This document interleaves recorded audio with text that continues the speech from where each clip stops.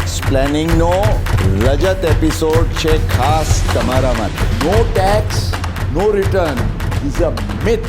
SIP, SWP ને STP, equity, ITR 1 to 7, verification, સમયસર return, penalty, liability, ડિડક્શન્સનો લાભ, સિનિયર સિટીઝન સ્કીમ, પ્રવૃત્તિ દરમિયાન નિવૃત્તિ, બક્ષિસ, ઓલ્ડ વર્સિસ ન્યૂ યોજના, ડિડક્શન્સ, એક્ઝમ્પશન્સ, રિલીફ્સ અને rebate, superannuation, capital gains, higher deduction, NPS, basic અને DA, grandfathering, EET model, HRA ની પસંદગી, ડિવિડન્ડ સ્ટ્રીપિંગ, કે business income, conveyance allowance, self employed, stamp duty, TDS ની કપાતમાં શું ધ્યાન રાખવું? સિલ્વર એપિસોડ, ટેક્સ પ્લાનિંગની ગોલ્ડન સલાહ.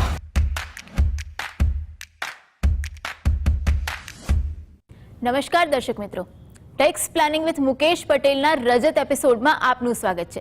રજત એટલા માટે કહું છું કે 25 એપિસોડ આપણે પૂરા કર્યા છે.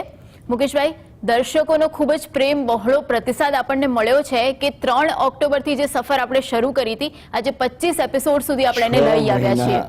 6 મહિનાની યાદગાર યાત્રા અને દર્શક મિત્રોનો પ્રતિભાવ અત્યંત ઉષ્માભર્યો અને એમ કહીએ તો જાણે એક પ્રેમ હોય.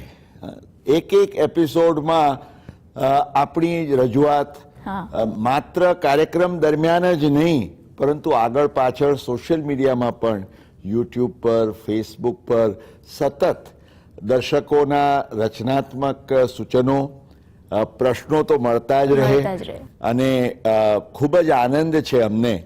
સિલ્વર સ્પેશિયલ, પણ this is just the beginning.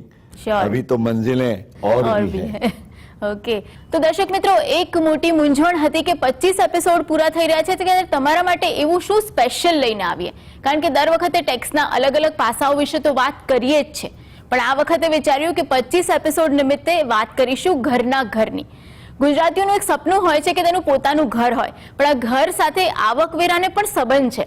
આ સંબંધ શું છે, તમે ઘરનો ઉપયોગ આવકવેરાની બચતમાં કઈ રીતે કરી શકો, આ બધા જ વિશે આજે વાત કરીશું. પણ એ પહેલા જોઈ લઈએ ટેક્સનું ટાઈમ મેનેજમેન્ટ. તો મુકેશભાઈ, ટેક્સનું ટાઈમ મેનેજમેન્ટ જોવાનો સમય આવી ગયો છે, કારણ કે 31 માર્ચ હવે એકદમ નજીક આવી ગઈ છે, કાઉન્ટડાઉન શરૂ થઈ ગયું છે. આ 3 અક્ષરો યાદ રાખવાના, ITI. દર્શક મિત્રો, સૌથી પહેલો I એ તમારા ઇન્વેસ્ટમેન્ટ્સ. વર્ષ પૂરું થાય એ પહેલાં તમારા જે રોકાણો તમારે કરવાના છે એ સમયસર તમે પૂર્ણ કર્યા કે નહીં. કારણ કે જો ઘડી ચૂક્યા, રાતના 12નો ટકોરો પણ ક્રોસ થઈ ગયો, then you have lost it all. ઇન્વેસ્ટમેન્ટ્સની સાથે સાથે તમારે તમારા ટેક્સની ગણતરી, એડવાન્સ ટેક્સ જો ભરવાનો રહી ગયો હોય તો હજુ પણ 31મી માર્ચ છે, અને 31મી માર્ચ સુધી ભરેલો ટેક્સ તમને એ રીતે બચાવશે કે કલમ 234B હેઠળનું જે દંડનીય વ્યાજ 1 એપ્રિલથી મીટર શરૂ થઈ જાય એ તમને ન લાગે.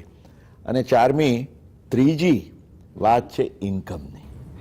ઇન્કમ એટલા માટે કહું છું કે કેટલા બધા કેસોમાં તમે આજે એમ સમજો કે 5 લાખની લિમિટ ક્રોસ કરી ગયા, તો રિબેટની લક્ષ્મણ રેખા આપણે અનેક વાર વાત કરી છે કે ક્રોસ કરી ગયા તો તમને ઘાટ કરતા ઘડામણ મોંઘું પડે, તમારી આવક કરતા પણ ટેક્સ વધુ થઈ જાય. તો ઇન્વેસ્ટમેન્ટ્સ, ટેક્સ અને ઇન્કમ, આ ત્રણેયનો આપણે ખ્યાલ 31મી માર્ચ પહેલા કરી લેવાનો. તો મુકેશભાઈ, આજે વાત કરવાની છે ઘરનું ઘર બચતમાં આયકર. દરેક વ્યક્તિનું એવું સપનું હોય કે એનું પોતાનું ઘર હોય, પોતાની પ્રોપર્ટી હોય. તો જે વ્યક્તિ પોતાનું ઘર બનાવવા માંગે છે અથવા તો જેનું ઘર છે, એને આવકવેરા સાથે કઈ રીતે સંબંધ છે, અને આવકવેરો એ ઘર બચાવવામાં અથવા તો એ ઘરને વધારે મદદરૂપ થવામાં કઈ રીતે આવકવેરો ભાગ ભજવે છે? તો દર્શક મિત્રો, સૌથી પહેલા આજે વાત કરીએ અંગત રહેઠાણ માટેના તમારા ઘરની.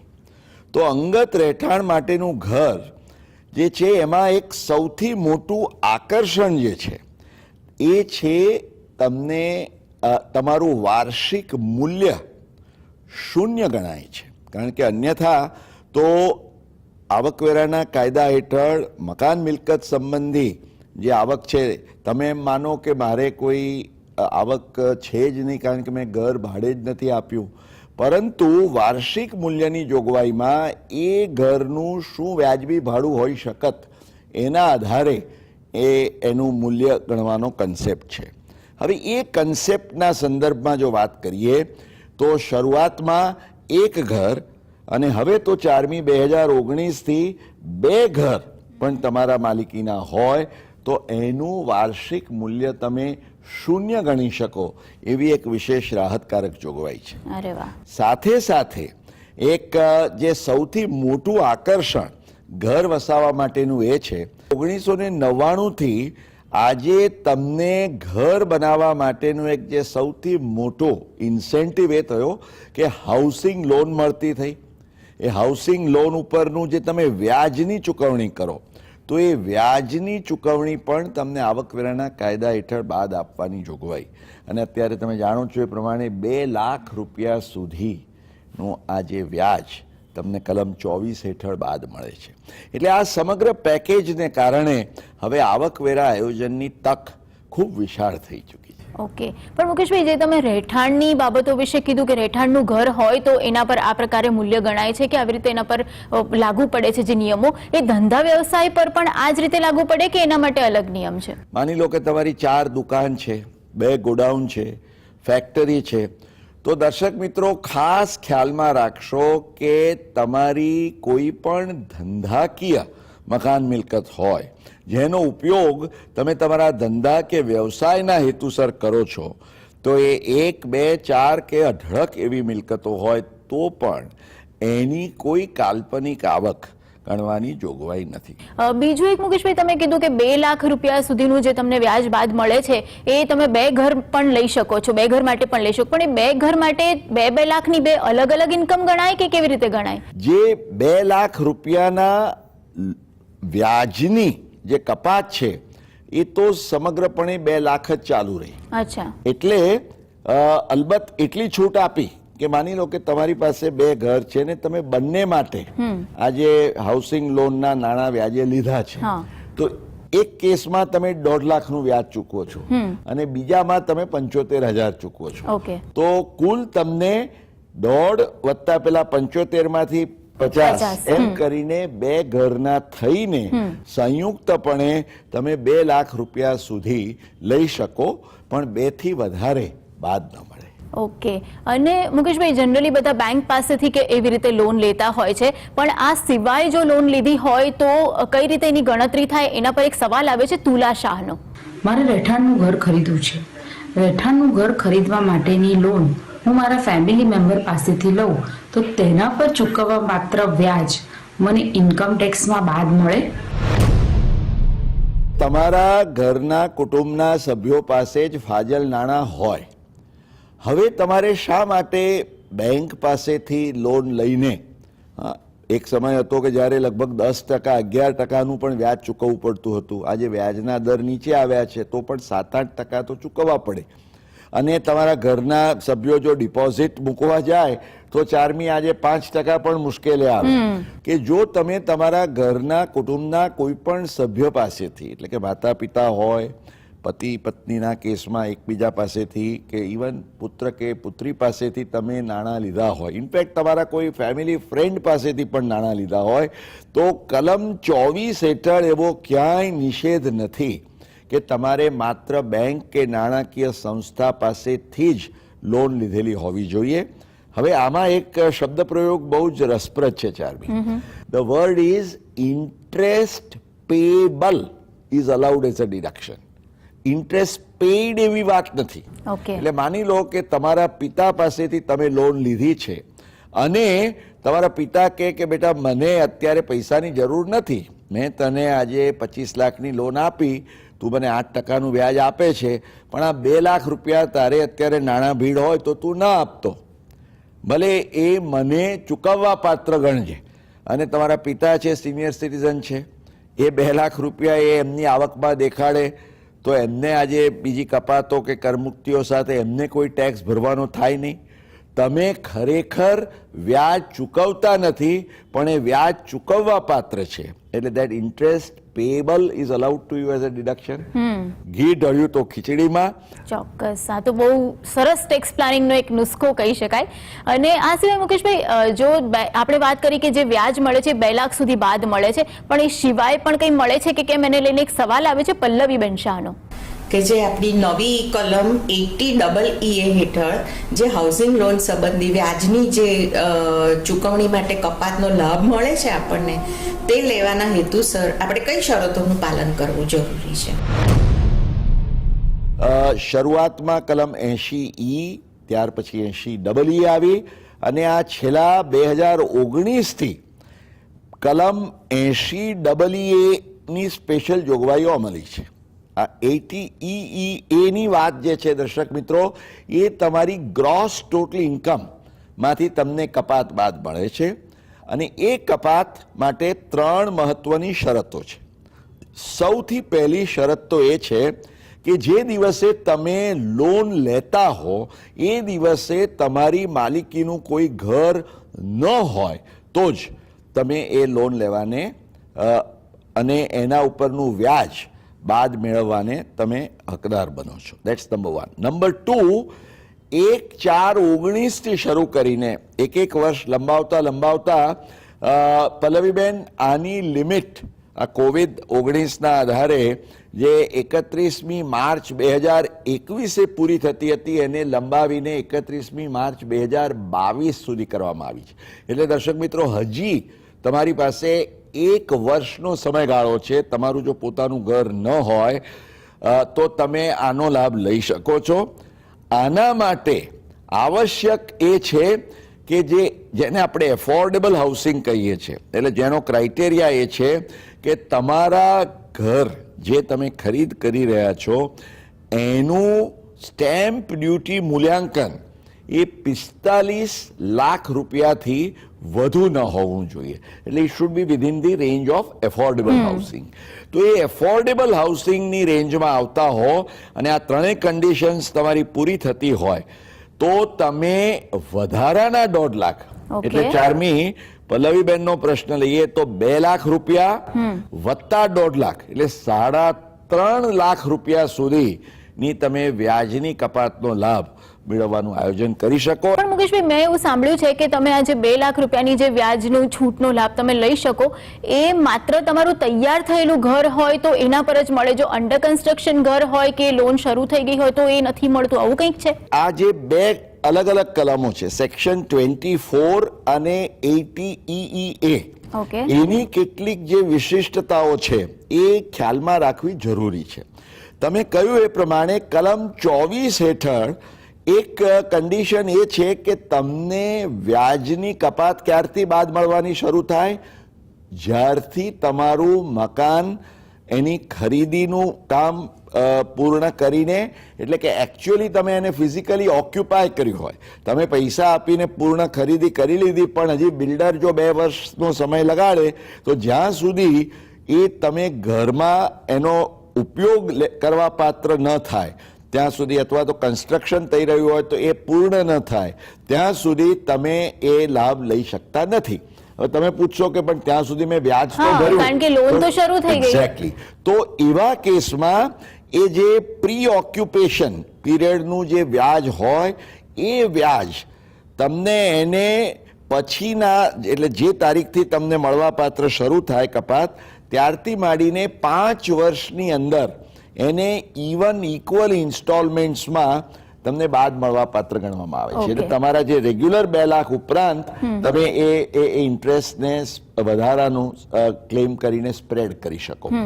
હવે 80EE નો જે ફાયદો છે તે એ છે કે એમાં તમે લોન લીધી અને વ્યાજ ચૂકવવાનું શરૂ કર્યું કે તરત જ તમને બાદ મળી જાય. એટલે હજી પેલા 2 લાખને મળતા કદાચ સમય લાગે, પણ આ જો તમે નવું ઘર લેતા હો તો 1.5 લાખ તમારું મીટર ઇમિડિયેટલી ચાલુ થઈ જાય. અને મુકેશભાઈ, હસબન્ડ વાઈફ જનરલી સાથે લોન લેતા હોય છે કારણ કે લોનની રકમ એટલી હોય તો બંનેનું ઘર એક ભાગીદારીમાં હોય એ પ્રકારની લોન અત્યારે લેવાતી હોય છે. તો એને લઈને એક સવાલ આવ્યો છે અંકિતભાઈ પટેલનો. હું અને મારા પત્ની અમે બંને ટેક્સેબલ ઇન્કમ ધરાવીએ છીએ. અમે અમારા નવા ઘર માટે અમારી બચત ઉપરાંત હાઉસિંગ લોન લેવાનું વિચારીએ છીએ.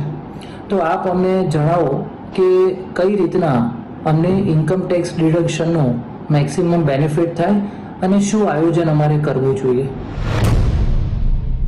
આજે તમે 2 લાખ રૂપિયા એ એક ટેક્સ પેયરને મળે છે. આજે તમે એમ સમજો કે તમે ને તમારા વાઈફ 2 જણ છો અને તમારું HUF છે તો 4મી એમાં HUF નો પણ સમાવેશ થઈ શકે. અચ્છા. એટલે માની લો કે ઘરના 3 જણ સહમાલિક તરીકે થાય તો એનો સીધો ફાયદો શું થાય? 2 લાખ 2 લાખ 2 લાખ એટલે 6 લાખ રૂપિયા. એટલે 6 લાખનું વ્યાજ ચૂકવવા માટે 7% વ્યાજે પણ યુ હેવ ટેકન 80 લાખ રૂપિયાની પણ તમે લોન લીધી હોય તો એ 7% એ 5,60,000નું જે તમારે વ્યાજ ચૂકવવાનું થાય એ તમે આ 3 એકમોમાં ડિવાઈડ કરીને લઈ શકો. ઇનફેક્ટ પતિ પત્ની જો ઇન્ડિવિજ્યુઅલ હોય અને એમને પહેલી વારનું નવું ઘર લેતા હોય ને સેક્શન 24ના 2 લાખ ઉપરાંત એ 80EE હેઠળ પણ બીજા 1.5 લાખ લઈ શકે. એમાં પણ પ્લાનિંગ કરી શકે. અને આપણો અમદાવાદી હોય ને એ ચૂકે નહીં. પેલા બિલ્ડરને કે ભાઈ મને એક જ ફ્લોર ઉપર 2 ફ્લેટ આપ. 45 લાખનો એક ફ્લેટ હું લઉં, 45 લાખનો એક ફ્લેટ મારા વાઈફ લે. બંને જણા એલિજિબલ થઈ જાય. 2 લાખ 2 લાખ 1.5 લાખ 1.5 લાખ બંનેની વેલ્યુ 45 છે. પણ એ 2 ઘરને જોડીને 90 લાખ રૂપિયાની સ્પેસ જેટલી તમે લક્ઝરી હોમ. તો દર્શક મિત્રો, ઘરની વાત ચાલી રહી છે અને આવકવેરાની બચતની પણ વાત ચાલી રહી છે. આ વાત આગળ વધારીશું એક બ્રેક બાદ.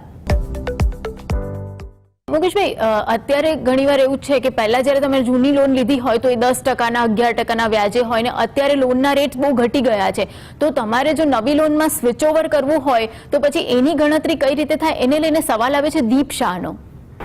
મારો સવાલ એ હતો કે મારી અત્યારે જૂની હોમ લોન 10%ના વ્યાજ દરે ચાલી રહી છે અને મને અત્યારે 7%ના વ્યાજ દરે નવી લોન ઓફર થાય છે. જો હું જૂની લોન ચૂકવવા માટે નવી લોન લઉં તો એના ઉપર ભરવાપાત્ર વ્યાજ મને ઇન્કમ ટેક્સમાં બાદ મળી શકે? હવે આ બાબતે વર્ષો પૂર્વે CBDT એના એક પરિપત્ર દ્વારા, કયો પરિપત્ર એની તારીખ અને નંબર સાથે આપણે સ્ક્રીન પર દર્શક મિત્રોને દર્શાવીએ છીએ, નોંધી લેશો. અને એ પરિપત્ર આજે પણ અમલમાં છે, જે અનુસાર તમે એક લોનની ચૂકવણી માટે બીજી લોન લીધી હોય તો એ બીજી લોન પર ચૂકવેલું વ્યાજ પણ 2 લાખ રૂપિયાની મર્યાદામાં તમને ચોક્કસ બાદ મળે. ઓકે. અને મુકેશભાઈ, તમે ધારો કે હાઉસિંગ લોન નથી લેતા પણ રિપેરિંગ કે રિનોવેશન માટે લોન લો છો તો એનું શું થઈ શકે? એને લઈને સવાલ આવે છે જાગૃતિ પટેલનો. અમારા રહેઠાણના ઘરના રિપેર અને રિનોવેશન માટે જો હું અને મારા પતિ લોન લઈએ તો તેના ઉપર ચૂકવવા પાત્ર વ્યાજ અમને હાઉસિંગ લોન ઇન્ટરેસ્ટ તરીકે બાદ મળે.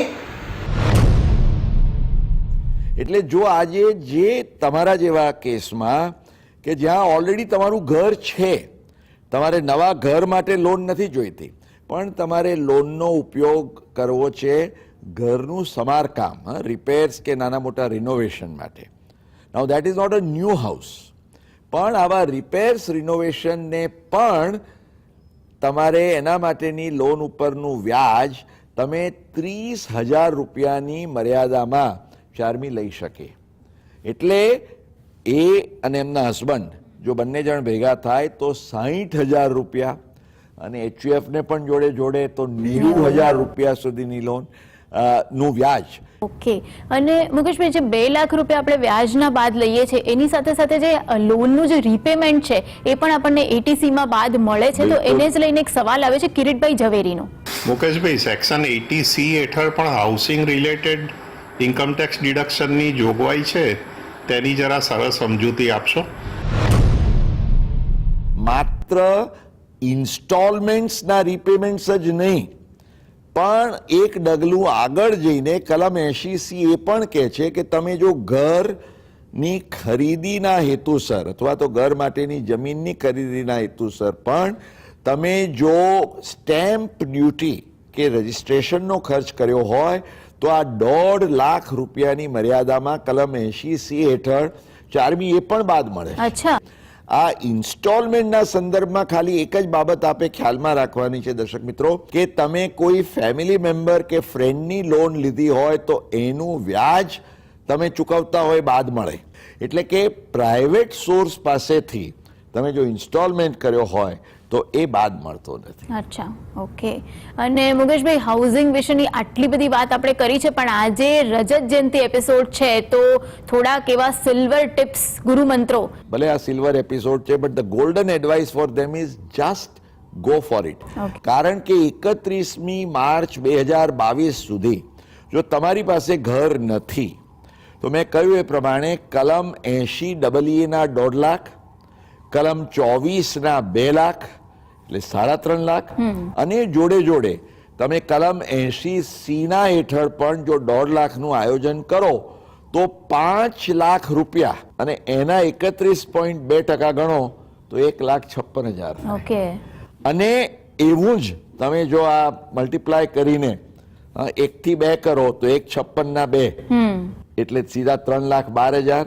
અને એમાં પણ જો HUFમાં કદાચ તમે 80EE ને બાદ કરો પણ બાકી આ તમારા જે 3,12,000 થાય એમાં બીજા 2 લાખ તો તમે ઉમેરી શકો. અને એમ કરીને અને બીજા 1.5 લાખ 80C ના પણ ઉમેરી શકો તો 7-8 લાખ રૂપિયા સુધી પણ, એટલે જેને આજે મોટા શહેરની અંદરનું કદાચ લક્ઝરી હોમ પણ જેને કહીએ એવું હોમ તમે બાય કરી શકો. એટલે સાચા અર્થમાં આપણે આપણા દર્શક મિત્રોને એવી શુભેચ્છા પાઠવીએ કે તમારા સપનાનું ઘર થાય અને જોડે જોડે બચતમાં આયકર પણ થતા રહે, તો એ માટેની આપણી શુભેચ્છાઓ. ઓકે. તો દર્શક મિત્રો, આપણે જોયું કે સપનાનું ઘર તમે કઈ રીતે બનાવી શકો અને એ ઘર બનાવવામાં તમને આવકવેરાનું આયોજન કઈ રીતે ઉપયોગી સાબિત થઈ શકે.